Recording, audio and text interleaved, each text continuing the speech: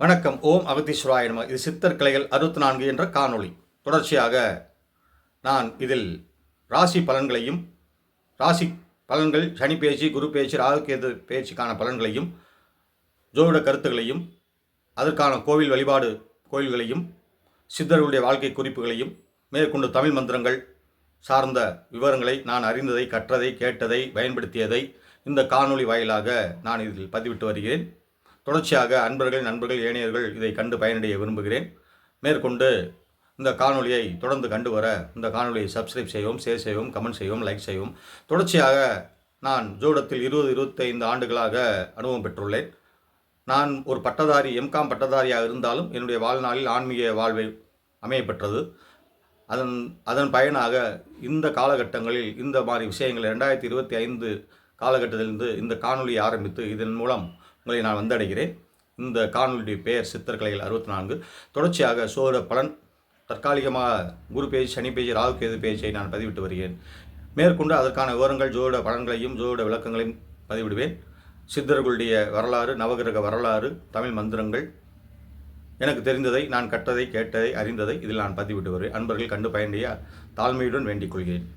வணக்கம். காணொளி அன்பர்களுக்கும், காணொளி ஆர்வலர்களுக்கும், ஜோதிட ஆர்வலர்களுக்கும் அகத்தியர் சித்தர் ஜோதிடம் சார்பாகவும், சித்தர்களை 64 சார்பாகவும் எந்நாளும் நன்னாளாக அமைய வாழ்த்துகிறேன், வணங்குகிறேன். பொதுவாக மனிதனுடைய வாழ்வில் கடந்த காலம், நிகழ்காலம், எதிர்காலம் என்று உண்டு. கடந்த காலம் தெரியாது, நிகழ்காலம் நாம் இன்று வாழ்ந்து கொண்டிருப்பது, எதிர்காலம் கனவு, கற்பனை, லட்சியத்தோடு சென்று கொண்டிருப்பது.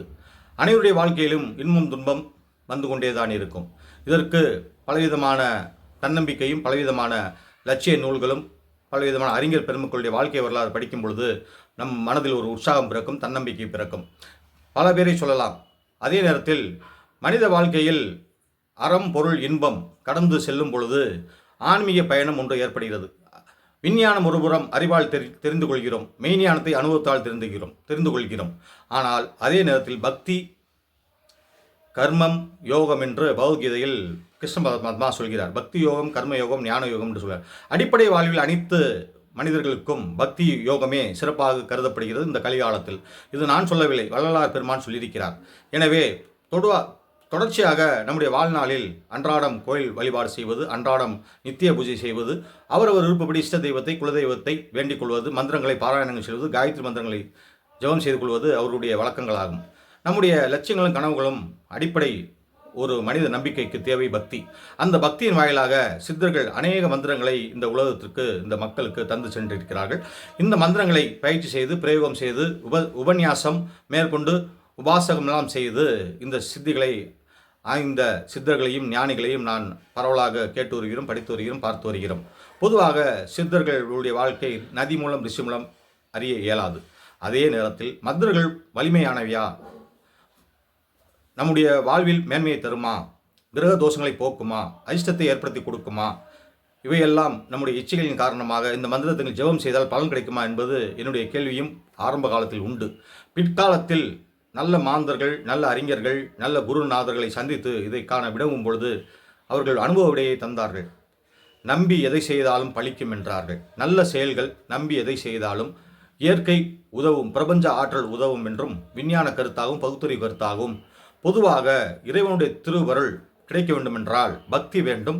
பக்திக்கு எத்தனையோ வழிமுறைகள் உண்டு. 63 நாயன்மார்கள் சிவபெருமானை இணைத்து பாடலாக பாடினார்கள், தமிழ் வளர்த்தார்கள். ஆனால் பரவலாக சித்தர்களுடைய மந்திரம், உயிரெழுத்து, மெய்யெழுத்து இரண்டும் இணைத்து காரணகாரியத்தோடு விளக்கத்தை செய்திருக்கிறார்கள். ஒருபுறம் இருக்கட்டும். நான் இதில் என்ன சொல்ல வருகிறேன் என்றால், பொதுவாக நம்முடைய வாழ்வில் கிரக தோஷங்கள் யதார்த்தமாக இயல்பாகவே ஜென்ம ஜாதகத்தில் அமைந்துவிடும். பொதுவாக சனி பகவானுடைய கிரக தோஷங்களை போக்க வல்லபவர் யார்? கால பைரவர். கால பைரவர் பற்றி நான் இதில் சிறு குறிப்பு சொல்லிவிட்டு அதற்கான மந்திரம், அதற்கான சக்தி வாய்ந்த ஒரு அஷ்டோத்திர நாமாவளி, 108 நாமாவளி என்றெல்லாம் சொன்னாலும் மிகையாக சொல்லப்படுவது ஒரு முக்கியமான ஒரு வழிபாடுக்குரிய மந்திரம். அது யார் அருளினார் என்பதை நான் சொல்லி வருகிறேன். ஆகவே இந்த காணொளி கண்டு பயனடையுங்கள். கால பைரவருடைய குறிப்பும் அவருடைய மந்திரங்களும் பயன் என்ன? பொதுவாக செய்வினை, பில்லி, சூனியம், ஏவல், மனபயம், கண்டமதோஷம், ஆயுள் கண்டம், மனக்லேசம், துன்பம் இவையெல்லாம் போக்க வல்லது கால பைரவருடைய திருவருள் ஆகும். பொதுவாக ஜாதகத்தில் 7.5 சனி, அட்டமச்சனி, கண்டமச்சனி, அஸ்தாட்டமச்சனி, ஜென்மச்சனி என்று சொல்வது ஜோடத்துடைய தலையாய விதி. இது பரவலாக சித்தர்களாலும் ரிஷிகளாலும் ஜோட ஆய்வில் குறிப்பிட்டு வருகின்றன. பொதுவாக சந்திரனுக்கு ஜென்மத்தில் இருந்தால் ஜென்மச்சனி என்றும், 2ஆம் இடத்தில் இருந்தால் குடும்பச்சனி என்றும், 12ஆம் இடத்தில் இருந்தால் விரயச்சனி என்றும், 3 கூட்டினால் 7.5 சனி என்றும் சொல்வது உண்டு. 4ஆம் இடத்தில் அர்த்தாஷ்டமச்சனி, 7ஆம் இடத்தில் கண்டமச்சனி, 8ஆம் இடத்தில் அஷ்டம சனி என்று 6 கட்டங்களை அது குறிவைத்துவிடும். ஆக 6 கட்டங்களில் ஒரு வாழ்நாளில் மனிதனுக்கு 30 சுற்று, 12 × 2.5 2.5 ஆண்டுகள் ஒரு கட்டத்தில் இருக்கிறால் 12 ராசி, 12 × 2.5 பெருக்கினால் 30 ஆண்டுகள். ஒரு மனிதனுடைய வாழ்க்கையில் 30 வாழ்ந்ததுமில்லை கெட்டதுமில்லை என்று ஒரு ஜோதிட பழமொழி உண்டு. 30 வயது, அடுத்த 30 வயது, 60 வயது, அடுத்த 30 வயது, 90 வயது என்று கூட்டிக் கொண்டே போவார்கள். ஒரு மனிதனுடைய வாழ்நாள் 120 ஆண்டுகள் என்று நவகிரக அமைப்பில் சொல்லப்படுகின்றது. ஆனால் அப்படி இருக்கிறோம் என்றால் கிடையாது. இந்தியாவுடைய அடிப்படை வயதான புள்ளியியல் ஆய்வு 60, 65, 70 என்று தான் வரையறுத்து கூறுகிறது. அது ஆண்டாண்டு புள்ளியியலுடைய ஆய்வுகள் மாறிக்கொண்டே வரும். பொதுவாக நம்முடைய முன்னோர்கள் 90 வயது வரை இருந்தார்கள், 100 வயது இருந்தார்கள் என்று சொல்வார்கள். ஆனால் இக்காலத்தில் அப்படி இல்லை. 60, 65, 55, 60, 70 என்ற காலகட்டத்திலேயே இறைவன் திருவடி அடைகிறார்கள். இருந்தாலும் அந்த காலகட்டத்தில் சனி பகவானுடைய ஆதிக்கம் அனைத்துடைய ராசிகளும் ஒரு 60 ஆண்டுகள் வந்தால் அனைத்து விதமான சனி வந்து விடுவார். கண்டமச்சனி, அஷ்டமச்சனியில் ஜென்மச்சனி, 7.5 சனி, அர்த்தாஷ்டமச்சனி இவையெல்லாம் போக்குவதற்கு என்ன வழிபாடுகள்? பல கோயில்கள் உண்டு. திருநள்ளாறு, குச்சனூர், ஏனைய நவகிரக ஆலய வழிபாடுகள், நவகிரக சேத்திரங்கள், ஒவ்வொரு கோயிலும் பிரதானமாக நவகிரகங்கள், சனிபானுடைய வழிபாடு செய்து கொண்டே வருகிறோம். முக்கியமாகவும் எளிமையாகவும் வலிமையாகவும் செய்கின்ற மந்திரம் எது?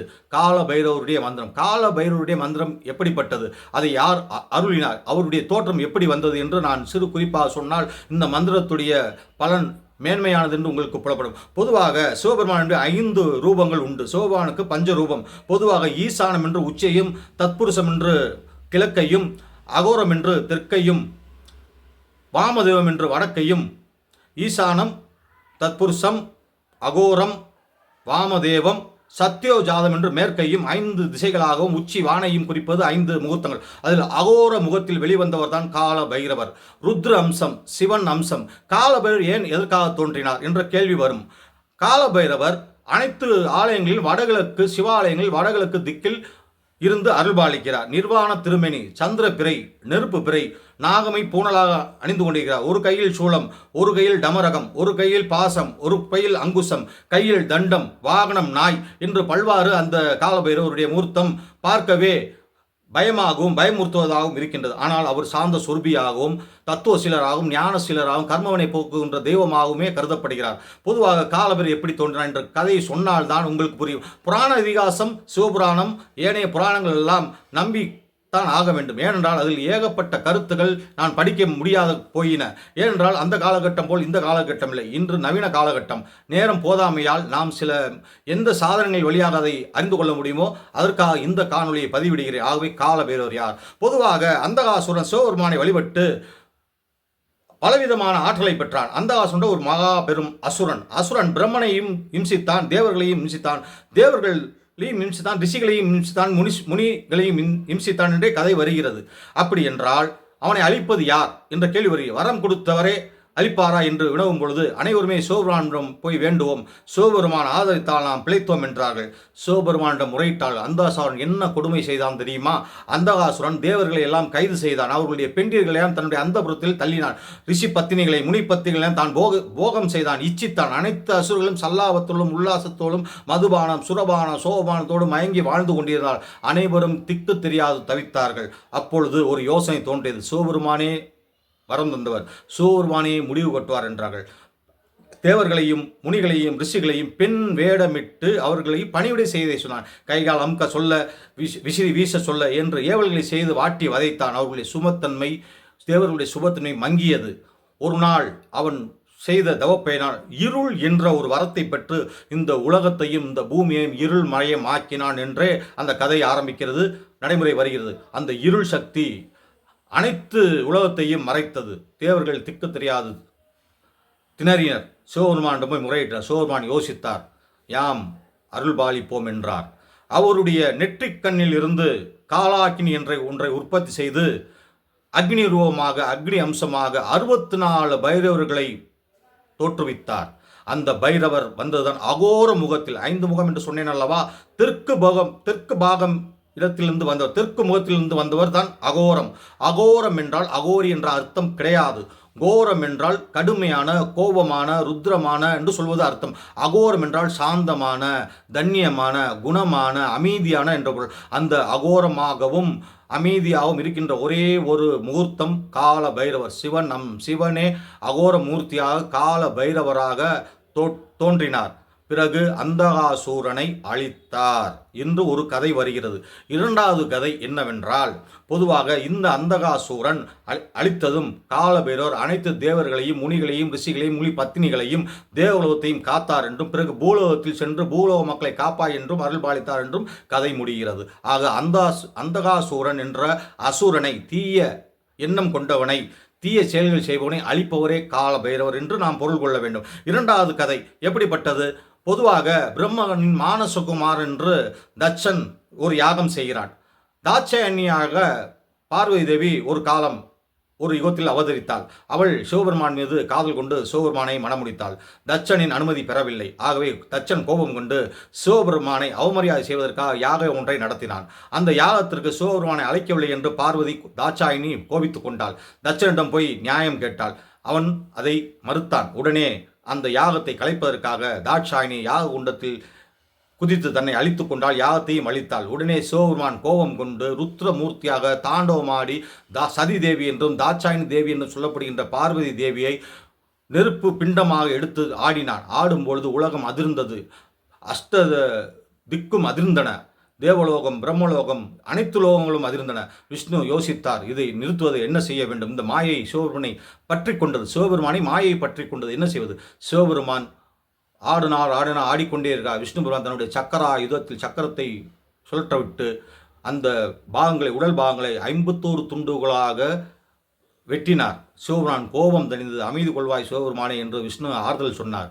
பிறகு 51 இடங்கள் உடல், சதிதேவியின் உடல், தாட்சாயினியின் உடல், பார்வதி தேவியின் உடல் 51 துண்டுகளாக அந்த பூமியில் விழுந்த இடம்தான் சக்தி பீடம் என்று நாம் வணங்குகிறோம். அந்த சக்தி பீடத்துக்கெல்லாம் அதிபதியாகவும் காவல் மூர்த்தியாகவும் அந்தகாசூரன் என்ற அசுரர்கள் வரக்கூடாது என்பதற்காக, அந்த சக்தியை காப்பாற்ற வேண்டும் என்பதற்காக பெண் தெய்வத்துடைய தாயாக இருக்கிற தாட்சாயினி என்ற பார்வதி அம்பாள், பார்வதி தேவனுடைய சக்தி பீடத்திற்கெல்லாம் கால பைரவரை காவலாக இருக்கிறார் என்ற ஒரு கதையும் சொல்லப்படுகிறது. மூன்றாவது, கால பைரவர் எங்கே இருக்கிறார்? பொதுவாக கால பைரவர் காசியில் காவல் தெய்வமாகவும் அதிதேவதையாகவும் கருதப்படுகிறார். கால பைரவருடைய பெண் தெய்வம் காளிகாம்பாள் என்று சொல்வது வழக்கம். இன்னொன்று ஒரு முறை உண்டு, பிரத்யங்கரா தேவி என்றும் சொல்வார்கள். ஆக கால பைரவர் அவ்வளவு புனிதம் வாய்ந்தவர், அவ்வளவு சக்தி வாய்ந்தவர். காசி மாநகரம் புனித மாநகரம் என்று சொல்வார்கள். அந்த காசிக்கே காவல் அவரே. முதல் பூஜை அவருக்கு தான், கடைசி பூஜையும் அவர் தான். அதன் பிறகுதான் முதல் பூஜையும் விஸ்வநாதருக்கும், கடைசி பூஜையும் விஸ்வநாதருக்கும். ஆக கால பைரவர் பல சேத்திரங்களில் இருக்கிறார். பொதுவாக சிவ சேத்திரங்கள் எல்லாம் வடகிழக்கு திக்கில் காலபைரவர் அருள்பாலிக்கிறார். ஒன்று. ஆக இந்த சனிபாவனுடைய தோஷத்தை போக்குவதற்கும், செய்வினை, பில்லி, சூனியம், ஏவல், ராகு தோஷத்தை போக்குவதற்கும், பொதுவாக ஜாதகத்திற்கு நான் முன்னம் சொன்னது போல் 7.5 சனி உண்டு, அஷ்டமது சனி உண்டு, கண்டம சனி உண்டு, அர்த்தாஷ்டம சனி உண்டு. ஆக வாழ்நாளில் 30, 60, 90 வயதுக்குள் 3 விதமான சனியுடைய ஆதிக்கத்தை நாம் கடந்தாக வேண்டும் என்பது ஜோடத்துடைய தலையாய கருத்து. இரண்டாவது, ராகு கேதுகள் நிழல் கிரகம், ராகுடைய தோஷத்தையும் தருகின்றன. அது பூர்வ புண்ணிய தோஷத்தையும், தந்தை வழி பாட்டன் தோஷத்தையும், தாய் வழி பாட்டன் தோஷத்தையும் தருகின்ற என்று ஜோட விதி கருதப்படுகிறது. அனுபவத்தில் நானும் அதை கண்ட உண்மை. சனி தோஷம் வந்தால் பரதேசி ஆக்கி விடுவார். சனி யோகம் வந்தால் அரசாட்சி தந்து விடுவார். ராகு கேதுவும் அவ்வாறே. ராகு கேதுக்கள் சுபத்தன்மை வாய்ந்தால் யோகமான வாழ்க்கை தருவார், அசுபத்தன்மை வாய்ந்தால் வீதிக்கு வர வைத்து விடுவார் என்பது பொதுவாக நான் அனுபவத்திலும் ஜோடத்திலும் சித்தர்களாலும் ரிஷிகளாலும் அறுதியிட்டு கூறப்பட்டிருக்கின்றன. இவை இந்த தோஷம்லாம் எப்படி போக்குது என்ற கேள்வி வரும். வழிபாடுகள் என்பது உண்மை என்றால் உண்மை, கோவில் உண்மை என்றால் உண்மை. அந்தந்த காலகட்டத்தில் அந்தந்த சூழலுக்கு ஏற்றவாறு துன்பங்களை துடைப்பதற்காக இறைவன் அவதரித்தான் என்பது உண்மை. ஆக இந்த விஷயத்தை கால பைரவருடைய மந்திரம் என்ன? பலவாறு காயத்ரி மந்திரங்கள் உண்டு. மிகவும் முக்கியமாக நான் இதை முக்கியமாக சொல்லவிருக்கிறேன். ஆகவே இந்த கால பைரவருடைய மந்திரம் எது? தமிழ் மந்திரமா, சமஸ்கிருதமா என்ற கேள்வி எழும். சமஸ்கிருத மந்திரம்தான். யார் அருளியது? கால பைரவர் காசியுடைய புனித கடவுள் என்றும் காவல் தெய்வம் என்றும் சொல்லப்படுகிறோம் என்று கதை வருகிறது. அதுதான் உண்மை. ஆதி காலம் தொண்டு இந்த காலம் வரை காசியில் காலபைரவர் அருள்பாலித்துக் கொண்டிருக்கிறார். ஆண்டோர்களும் சான்றோர்களுக்கும் பக்தி மார்களுக்கும் ஏனையோர்களுக்கும் தெரியும். இந்த கால பைரவ அஷ்டகம் என்று ஒரு பாடல் உண்டு. அது 8 பாகங்களாக உண்டு. 8 தொகுப்பு, அதாவது 8 வரிகள், 4 வரிகளாக 8 பாடல்கள் இருக்கின்றன. இந்த கால பைரவருடைய பாடல் ஏன் எழுத சூழ்நிலை வந்தது ஆதிசங்கரருக்கு என்ற கேள்வி எனக்குள் வந்தது. அதை நான் ஆராய்ந்த போது என்னுடைய குருநாதரிடம் நான் கேட்டேன். அதற்கான நூலை காண்பித்தார், நானும் படித்தேன். ஆதிசங்கரர் மிகவும் கல்வி ஞானமும் வேத ஞானமும் பிரம்ம ஞானமும் அத்வைத கொள்கையை உலகுக்கு தந்தவர்.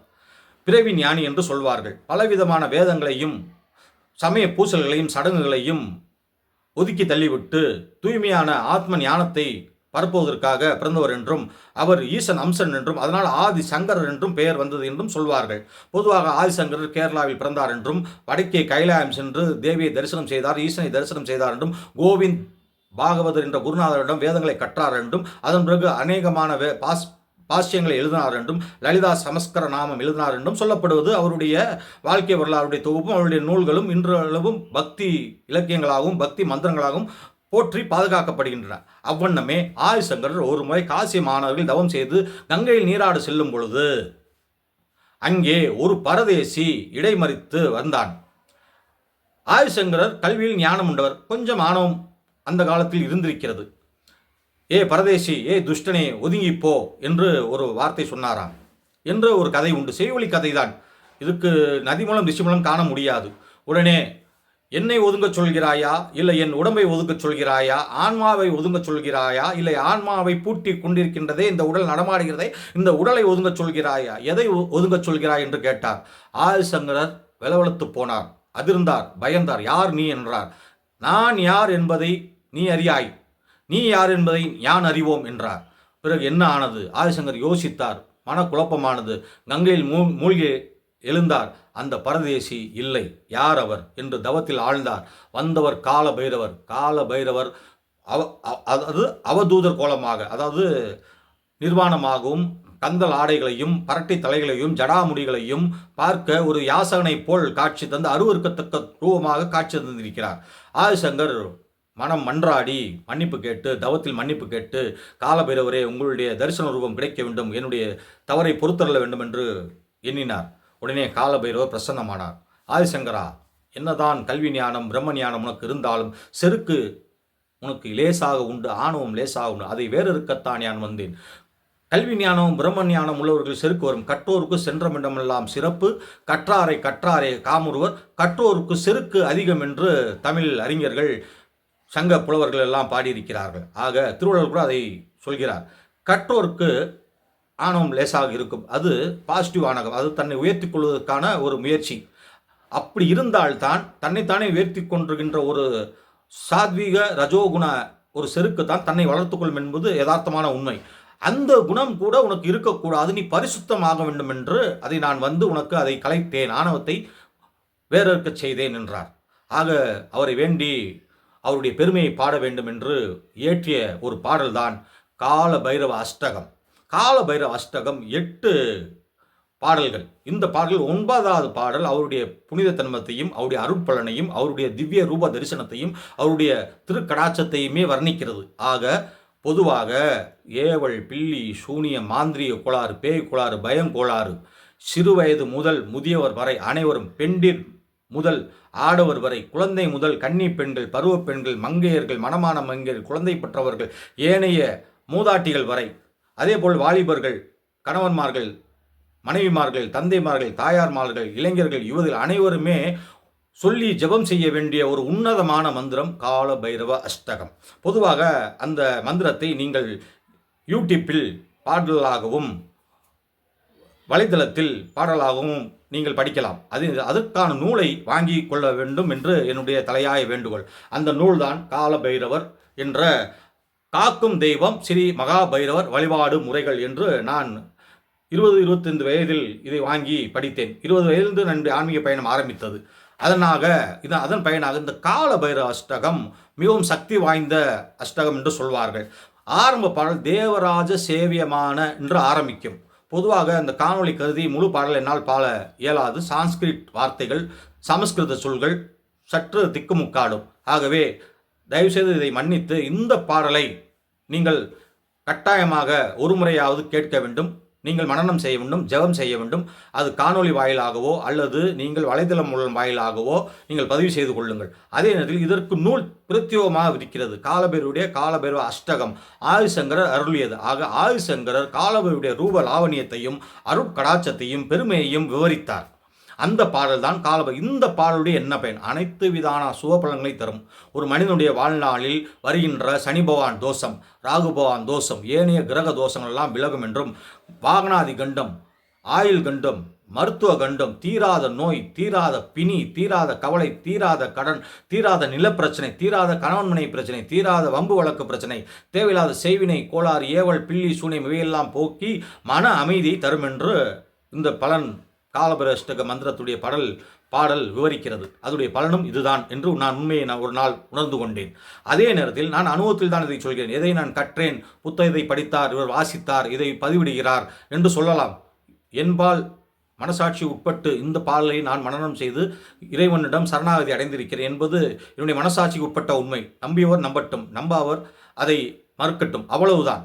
ஆனால் நண்பர்கள் இளைஞர் முதல் கொண்டு, அதாவது 13 வயது 12 வயது குழந்தைகள் முதல் கொண்டு முதியவர் வரை, ஆண்கள் பெண்கள் ஏனையோர், பொதுவாக கன்னி பெண்கள், வாலிப வயதில் இருப்பவர்கள், வாலிப வயதில் இருக்கின்ற இளைஞர்கள் இந்த பாடலை கட்டாயமாக மனப்பாடம் செய்து இறைவனை வணங்க வேண்டும்.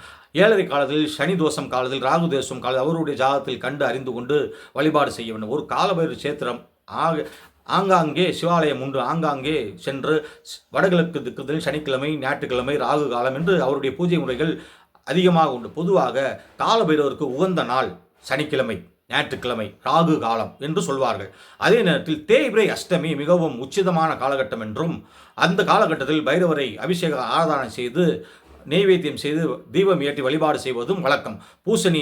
பூசணி காயில் வழிபாடு செய்வது, தேங்காயில் எண்ணெய் ஊற்றி வழிபாடு செய்வது, நெய்விளக்கு ஏற்றுவது, நல்லெண்ணெய் ஏற்றுவது அவருடைய விருப்பம். ஆக காலபைரவருடைய வழிபாடு அடிப்படை வழிபாடு உங்களுக்கு தெரியும். இருந்தாலும் இன்னொரு ஒன்றை சேர்த்துக் கொள்ளுங்கள் என்றுதான் இதை நான் சொல்கிறேன். காலபைரவ அஷ்டகம் என்ற அஷ்டோத்திர மந்திரமும், இந்த மந்திரத்தை ஜெபம் செய்ய உங்களுக்கு துக்க நிவாரணம், துன்பம் விலகும், இன்பம் பெருகும், கனவு லட்சியம் யோகம் அபிவிருத்தியாகும், சேவினை பில்லி சூனியம் விலகும், மனம் அமைதி அடையும், ஒரு சந்தோஷம் கிடைக்கும், ஒரு உற்சாகம் பிறக்கும், என்னாலும் நன்னாளாக அமைய வேண்டும், அனைவருமே நலமாக வாழ வேண்டும் என்ற எண்ணம் பிறக்கும். நம்மை கெடுக்க நினைப்பவர் கூட நல்லெண்ணமாக நம்மை பார்த்தவுடன் மாறிவிடுவார் என்பதுதான் உண்மையான திண்ணம். ஆகவே ஆதிசங்கர் அருளிய நம்முடைய மன ஆணவத்தையும், நம்முடைய மன அச்சத்தையும், நம்முடைய கிரக தோஷத்தையும் போக்கி, நமக்கு எதிராக இருப்பவருடைய ஆணவத்தையும் கிரக தோஷத்தையும் போக்கி அவரையும் நல்லவராக மாற்றி தன்னையும் நல்லவராக்கி ஒரு புனிதத்தன்மையை அடைய செய்வதுதான் இந்த காலபைரவ அஷ்டகம். கட்டாயமாக கிரக தோஷம் போகும் என்றால் போகும். ஏனென்றால் ஆழ்வார்கள், நாயன்மார்கள், ஏனைய சித்தர்கள் எல்லாம் இறைவனை தொழுது தவம் செய்து வாங்கிய மாபெரும் வரங்கள் இவையெல்லாம் நாம் எளிமையாக இந்த புத்தகத்தின் வடிவிலாக படித்துள்ளோம். ஆனால் பக்தி சிரதியோடு படிக்க வேண்டும், அன்றாடம் படிக்க வேண்டும். இல்லை என்றால் வாரம் ஒரு முறையாவது அல்லது பூஜை நேரமாவது மனனம் செய்து கொள்ள வேண்டும். இல்லை என்றால் கேட்கலாம், படிக்கலாம், 4 பேரிடம் சொல்லி அதை பகிரலாம். இப்படி சென்றால் 1க்கு 4 பங்காக இந்த பக்தி நிலையும் பெருகும், நினைவு நம்மளுக்கு மேன்மைப்படும், சுத்த நினைவு உருவாகும் என்று என்னுடைய குருநாதர் சொல்லியிருக்கிறார். சரி, இருக்கட்டும். இதில் என்ன சொல்ல வருகிறீர்கள்? பொதுவாக கிரகதோஷம் விலகும், பக்தி மேம்படும், உங்களுடைய கனவுகள் லட்சியங்கள் ஜெயமாகும், ஆயுள் கண்டம் வாகனாத கண்டம் விலகும், சந்தோஷங்கள் பெருகும், கடன் தீரும், பண உறவு ஏற்படும், உங்களுடைய எண்ணங்கள் பூர்த்தியாகும், ஒரு அமைதியான வாழ்க்கை, கல்வி வாழ்க்கை, திருமண வாழ்க்கை, தொழில் வாழ்க்கை, குழந்தை வாழ்க்கை என பலதரப்பட்ட வாழ்க்கையை நாம் வாழ்ந்து கொண்டிருக்கிறோம். அவரவர் என்ன வேண்டுகிறாரோ அவரவருடைய எண்ணத்தை பூர்த்தி செய்து இறைவனுடைய திருவருளாகும் என்பதுதான் பக்தியுடைய கோட்பாடு. அந்த பக்தியுடைய கோட்பாடின் அடிப்படையில் இந்த காலபைரவருடைய அருளிய காலபைரவ அஷ்டகத்தை நீங்கள் ஒரு முறையாவது பல முறையாவது அன்றாடம் காலை மாலை என்று பாராயணம் செய்யலாம். பொதுவாக காலபைரவருடைய பூஜை நாள் தேய்பிரை அஷ்டமி, சனிக்கிழமை ராகு காலம், வெள்ளிக்கிழமை ராகு காலம், ஞாயிற்றுக்கிழமை 4:30 to மாலை 6 ராகு காலம், ஏனைய தினங்களும் மேற்கொண்டு செவ்வாய்க்கிழமை, அனைத்து வாரங்களிலும் அனைத்து நாட்களிலும் செய்யலாம். பிரத்தியமாக தேய்பிரை அஷ்டமி சொல்வார்கள். ஆனால் காலபைரவருடைய பெண்பால் தெய்வம் காளி என்றாலும் பிரத்யங்கரா தேவியும் அங்கே வருகிறார். அந்தகாசுரனை வதம் செய்யும் பொழுது காலபைரவரோடு இணைந்து போரிட்டு அவரை கொன்றவர் பிரத்யங்கரா தேவி என்று சொல்கிறார்கள். ஆகவே பிரத்யங்கரா தேவி செய்வினை தெய்வம் என்று பலர் அதை சித்தரித்து விட்டார்கள். அப்படி ஒன்றும் கிடையாது. அனைத்து தெய்வத்தையுமே சுப தெய்வங்கள் தான். உக்கிர வடிவாக ருத்ர வடிவாக வரும்பொழுது அதீத சக்தி உண்டு என்பது சொல்வது வழக்கம். பொதுவாக அனைத்து ஒரே சக்தி வாய்ந்தவை தான். விநாயகர் முதல் கொண்டு பரமசிவன் வரை ஒரே சக்தி வாய்ந்தவை தான். அங்கங்க வயதுக்கேற்றார் போல் அந்தந்த தெய்வத்தை அவங்க பாராயணமும் பக்தி கொண்டாட்டமும் செய்து கொள்கிறார்களே தவிர, தனிப்பட்ட முறையில் மனித வாழ்க்கையில் இது சிறிது இது பெரிது, இது நீ பெரியவன் நான் பெரியவன், நீ பக்தியில் சிறந்தவன் நான் தாழ்ந்தவன் என்றெல்லாம் கிடையாது. அனைத்து வயதிற்கும் அனுபவம் பெருகிவிட்டால் பக்தி மிகுந்துவிடும். ஆகவே அறிவால் அறியலாம், அனுபவத்தை அனுபவத்தால் தான் அறிய இயலும் என்று சொல்லி இந்த காணொளியை அன்புடன் நிறைவு செய்கிறேன். ஆகவே நான் இந்த காணொளியில் பதிவிட்ட ஒரு செய்தி என்னவென்றால், கால பைரவ அஷ்டகம். சிவனின் அம்சம் கால பைரவர். சிவனின் பஞ்ச ரூபங்களில் அகோர ரூபம், ருத்ர ரூபம். பைரவம் என்றால் பயம் என்று வடமொழி சொல்லின் பொருள். பயம் என்றால் பயத்தை தருபவர். யாருக்கு? தீய எண்ணங்கள் உடையவர்களுக்கு. பயத்தை போக்குபவர் யாருக்கு? நல்ல எண்ணங்கள் உடையவர்களுக்கு. ஆக பயத்தை போக்கி, நம்முடைய பயத்தையும் போக்கி, தீயருடைய பயத்தையும் பயமுறுத்தி நம்மை காப்பவர் கால பைரவர். ஆக கால பைரவர் ஒரு முறையாவது நீங்கள் பாராயணம் செய்ய வேண்டும். பல முறை நீங்கள் பழகிக்கொள்ள வேண்டும். கால பைரவ அஷ்டகம் நீங்கள் ஆதிசங்கரர் அருளிய கால பைரவ அஷ்டகம் என்ற நூலை வாங்கி பூஜையில் வைத்து அன்றாடம் நீங்கள் பக்தி சிரத்தையோடு பாராயணம் செய்து வந்தால் கூடிய சீக்கிரத்தில் அதோடைய மந்திரத்துடைய வலிமையும் தெய்வ அனுகூலமும் உங்களுக்கு கிடைப்பது என்பது திண்ணம். நீங்கள் அனுபவத்தின் வாயிலாகத்தான் அதை உணர இயலும் என்று கூறி சில கோயில்களை மட்டும் நான் சொல்லிக்கொள்ள ஆசைப்படுகிறேன். காலபைரவருடைய முதல் கஷேத்திரம் காசி மாநகரம், புனித தெய்வம் காவல் தெய்வம் காலபைரவர். 2வது சிதம்பரத்தில் சொர்ண பைரவராக இருக்கிறார். 3வது சீர்காழியில் சட்டைநாதர் என்ற பைரவராக இருக்கிறார். ஏனைய குத்தாலம் என்ற இடத்திலும் ஒரு பைரவர் கோயில் உண்டு. நாகை மாவட்டத்திலும் ஒரு பிரசித்தி வாய்ந்த பைரவர் கோயில் உண்டு. ஆனால் பைரவருடைய கோயிலை சொல்லிக்கொண்டே போகலாம். 64 முகூர்த்தங்களில் பிரதானமாக கால பைரவர் நாம் ஒரு முகூர்த்தத்தை தான் தரிசனம் செய்கிறோம். ஆகவே அவரே நவகிரகங்களின் தலைவனாகவும் 27 நட்சத்திரங்களின் தலைவனாகவும் 12 ராசிகளின் தலைவனாகவும் அதுடைய அம்சமாகவும் இந்த உலகமே காலபைரவ தத்துவமாகவும் மேசம் முதல் உச்சி முதல் நம்முடைய மேச ராசி முதல் மீன ராசி வரை, அதாவது உச்சி முதல் நம்முடைய தேகத்தில் உச்சி முதல் பாதம் வரை 12 ஊரலாக பிரித்து அங்கு அவயங்களை கூறியிருக்கிறாள். மேசம் என்றால் தலை, ரிஷபம் என்றால் முகம், மிதுனம் என்றால் கழுத்து, கடகம் என்றால் மார்பு, சிம்மம் என்றால் வயிறு, கன்னி என்றால் இடுப்பு, துலாம் என்றால் மறைமுக பாகங்கள், இனவிருத்தி பாகங்கள், விருச்சிகம் என்றால் தொடை, தனுசு என்றால் முட்டி, மகரம் என்றால் கணுக்கால், கும்பம் என்றால் கணுக்காலுடைய ஜாயிண்ட் இணைப்பு, மீனம் என்றால் பாதம். இந்த மாதிரி 12 ராசிகளையும் அங்கங்களாக பிரித்து அது காலபைரவ அம்சமாகும். 27 நட்சத்திரம், 12 ராசிகள், நவ கிரகங்கள், பஞ்சபூதங்கள், அஷ்ட திக்கு திசைகள் எல்லாம் காலபைரவருடைய ஆதிக்கமாகவும் காலபைரவருடைய அம்சமாகவும் கருதப்படுவதால் காலபைரவருடைய அதி உன்னதமான மந்திரம் காலபைரவ அஷ்டகம். நான் ஒன்று சொல்லிக்கொள்ள ஆசைப்படுகிறேன். ஓம் காலகாலாய வித்மகே கால தேவாய தீமை தன்னோ கால பைரவ பிரசோதயாத் என்ற ஒரு காயத்ரி மந்திரம் உண்டு. ஏனைய மந்திரங்கள் உண்டு. நீங்கள் அறிந்து பயனடைய வேண்டும் என்றுக்காக ஒரு நினைவுக்காக இதை நான் கூறுகிறேன். ஆகவே என் அன்பு காணொலி நேயர்களே, ஜோடு அன்பர்களே, பக்த பெருமக்களே, நீங்கள் அனைவரும் இந்த காணொலியை பயனடைய வேண்டும் என்று நான் இதை பதிவிட்டேன். நீங்கள் பயன் அடைவீர்கள் என்று நான் நம்புகிறேன். ஆகவே அந்த எல்லாமல்ல அகத்திய பெருமானையும் எல்லாமல்ல சிவபெருமானையும் எல்லாமல்ல கால பைரவரையும் வணங்கி உங்களிடமிருந்து வணங்கி விடைபெறுகிறேன். இந்த காணொலியை கண்டு பயனடையுங்கள். ஷேர் செய்யுங்கள், கமெண்ட் செய்யுங்கள், சப்ஸ்கிரைப் செய்யுங்கள், லைக் செய்யுங்கள். தொடர்ச்சியாக சித்தர் கலைகள் 64 என்ற காணொலியை கண்டுவார்கள். நன்றி, வணக்கம். ஓம் அகத்தீஸ்வராய நமக. நன்றி.